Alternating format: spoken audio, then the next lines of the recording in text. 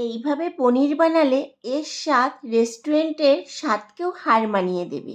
নমস্কার বন্ধুরা, kitchen of সোনটাই চ্যানেলে আপনাদের স্বাগত। আজকের রেসিপি নিরামিষ শাহী পনির। আমি এখানে 200 গ্রাম মতো পনির নিয়েছি। একটু পুরু এবং বড় সাইজ করে কেটে নিয়েছি। কড়াইতে পরিমাণ মতো সাদা তেল বসিয়ে দিয়েছি। এর মধ্যে দিয়ে দিয়েছি হাফ চামচ মতো লবণ। তাহলে পনিরগুলো আর কড়াইতে লেগে যাবে না। পনিরগুলোকে ভাজার জন্য কড়াইতে দিয়ে দিলাম।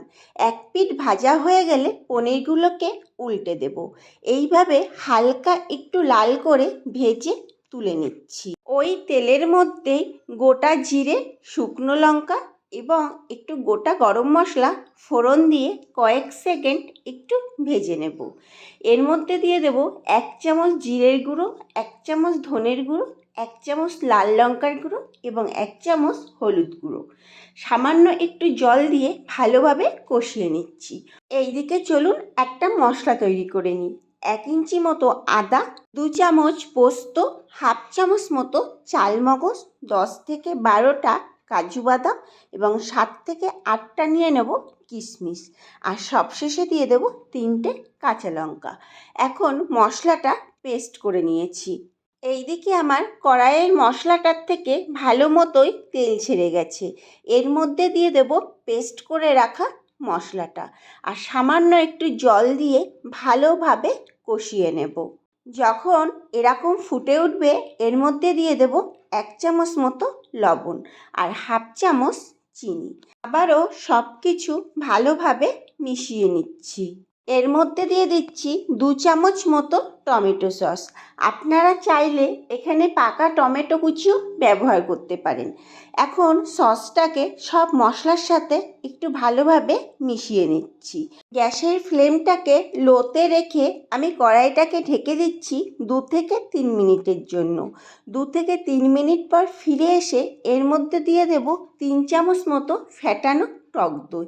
এই সময় কিন্তু গ্যাসের ফ্লেমটা অবশ্যই লোতে রাখতে হবে, নয়তো টক দইটা কেটে যেতে পারে। আমার এখানে মশলার সাথে টক দইটা ভালোভাবে মেশানো হয়ে গেছে।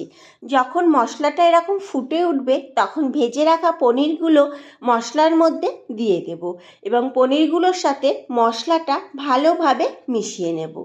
আবারও আমি 2 মিনিটের জন্য কড়াইটাকে ঢেকে দিচ্ছি।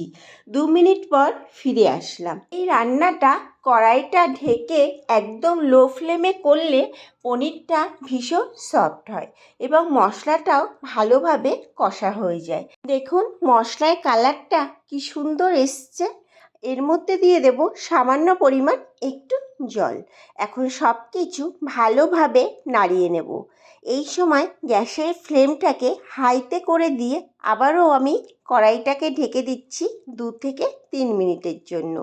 2 থেকে 3 মিনিট পর ফিরে আসলাম। আমার রান্নাটা প্রায় হয়ে গেছে। এর মধ্যে দিয়ে দেব 1 চামচ মতো ঘি। ঘিটা ভালোভাবে মিশিয়ে নেওয়ার পর উপর থেকে দিয়ে দেব অল্প পরিমাণ কস্তুরি মেথি। সব কিছু ভালোভাবে মিশিয়ে কড়াই থেকে নামিয়ে নেব। এই পনিরটার স্বাদ এবং গন্ধ এই কস্তুরি মেথি এবং ঘি অনেকটাই কিন্তু বাড়িয়ে তোলে। এই নিরামিষ শাহী পনিরের রেসিপিটি আপনারা রুটি, পরোটা, ফ্রাইড রাইস, পোলাও সব কিছুর সাথেই পরিবেশন করতে পারবেন। খেতে অসাধারণ হয়। রেসিপিটি ভালো লাগলে একবার হলেও বাড়িতে তৈরি করে দেখতে পারেন। আশা করি আপনাদেরও ভালো লাগবে। আরও নতুন নতুন ভিডিও পাওয়ার জন্য আমার চ্যানেলটিকে সাবস্ক্রাইব এবং ফেসবুক পেজ থেকে দেখে থাকলে পেজটিকে ফলো করে দেওয়ার অনুরোধ রইল। দেখা হচ্ছে নতুন একটি ভিডিওতে।